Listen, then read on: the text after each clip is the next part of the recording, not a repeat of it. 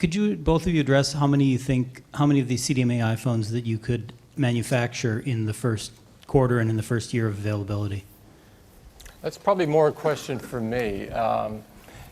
You know, I'm not going to get into our forecast, but because we tend to be a company that does something and then reports what we've done instead of predicting. However, we are incredibly excited to bring the iPhone experience to Verizon's 93 million customers and all the new customers that will want to use an iPhone 4 in Verizon. And I think it's fair to say that both of us think there's tremendous opportunity. And you know, no one more than us wants to give Verizon customers the choice they've been waiting for. So I really don't have anything to add to that. Since Tim handles the manufacturing, we've given him our forecast. We're not going to go into detailed forecast today. Just so everyone remembers, both of our companies are in the quiet period before our earnings later this month.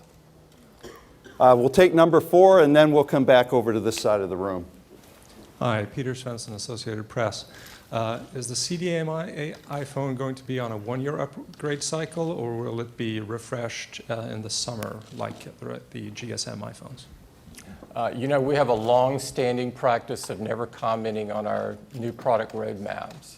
For all of you that focus on Apple, I'm sure you knew I was going to say that. All right, number 1 over here, please. Paul Taylor, Financial Times. I guess some people are slightly surprised that this isn't a 4G LTE iPhone. Why did you decide to go the CDMA route and not LTE?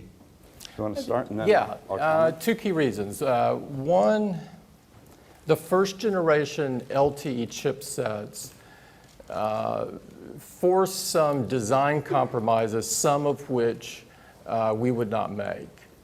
And secondly, and most importantly, Verizon customers have told us they want the iPhone now. You know, if I can't tell you the number of times that I've been asked and my colleagues have been asked over this incredible success run of iPhone, the most popular question has been, when will the iPhone work on the Verizon network? And we wanted to provide people that choice now. So let me just add and conclude the answer to that question from our perspective. We have a very robust idea and collaboration. We've been working at this for some time, as you've already heard in the course of this conference. We have a tremendous network in our 3G network, the best in the country, and we want to make sure that customers can take advantage of that with this partnership. So as we look at our roadmaps together, this was the right thing to do at the right time for customers throughout the industry. Is the CDMA iPhone going to be exclusive to the Verizon platform? The agreement that Dan and Lowell and I have, Apple has, is a multi-year, so it's very strategic. It's non-exclusive, but beyond that, we're not commenting on the terms of the agreement. Okay. Number 1. Hi, Josh Topolsky from Engadget. Just a quick question. Looking at the picture you have up here, it looks like there's some differences in the antenna, and I'm just wondering what changes had to be made, if any, to the antenna. And I know there was some little controversy, but I'm just wondering if you've done anything. Obviously, it's CDMA, so you've got some differences there, but just like to know from a technology perspective, what, if any, changes had to be made to the antenna? It obviously has to be optimized to work on the CDMA EVDO network, and it's going to do a great job of that. Yeah, let me echo those comments. As I said in my opening, we have been going through very robust testing for a long period of time, and we feel extremely confident. We don't see any issues there, and we know that the collaboration between Apple and Verizon Wireless is going to be an outstanding customer experience, so we do not see that as an issue. Chris Forsman from Ars Technica.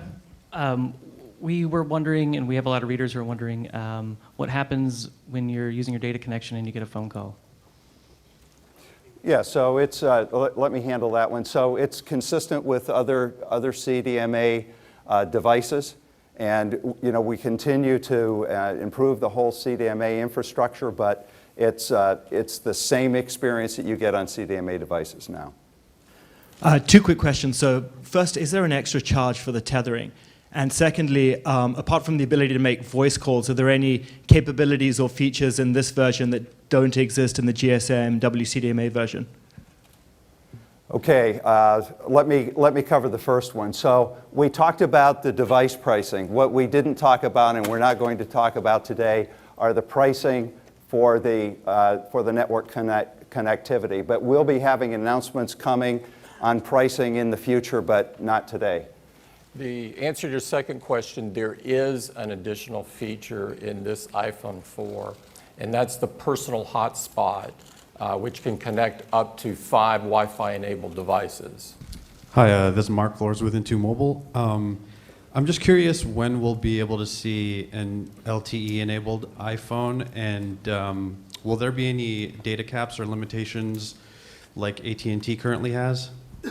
I'll take the first part of the question, and Dan can answer the second. The first part of the question is, we're not going to comment on any unannounced product. And I think all the Apple press here will tell you that's a fairly common answer. And I'm going to stick with my answer just a couple minutes ago. We're not commenting on any pricing or pricing strategy changes today. But let me say this, is that we are going to have a very strong offer to attract customers to our network on the right devices and to drive the right mix in our business, and more to come on that in the future. Number one. Phil Goldstein from Fierce Wireless. You mentioned the merchandising aspect. Is this going to be available in any of Verizon's indirect sales channels, and is there a time frame for that? Yes, it is going to be available in indirect sales channels, not exactly at launch. I said it, I went through it pretty quickly, said it in my opening comments, but this is going to be available in certain of our key distribution partners. We're not announcing a date today, but it will be a matter of weeks where we'll have broader availability after the launch. Hey there, good morning, gentlemen. Tim, nice to see you. Good to see you. Yeah, Kurt the Cyber Guy. A question here, and this for you, Tim. Yep. Experience is so paramount at Apple, and the iPhone with AT&T currently allows that GSM, constant data, constant voice connection.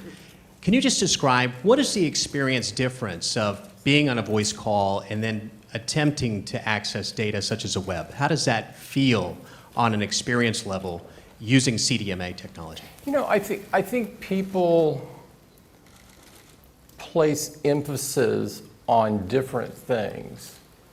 And I can tell you that, as I said before, the number one question I've gotten, despite selling tens of millions of iPhones and having customers download billions of apps, is when will the iPhone work on the Verizon network? And I could not be happier to sit here today and tell all of those 93 million people and all the people that want to join Verizon that we're delivering it to them. And I think they will make those sorts of trade-offs.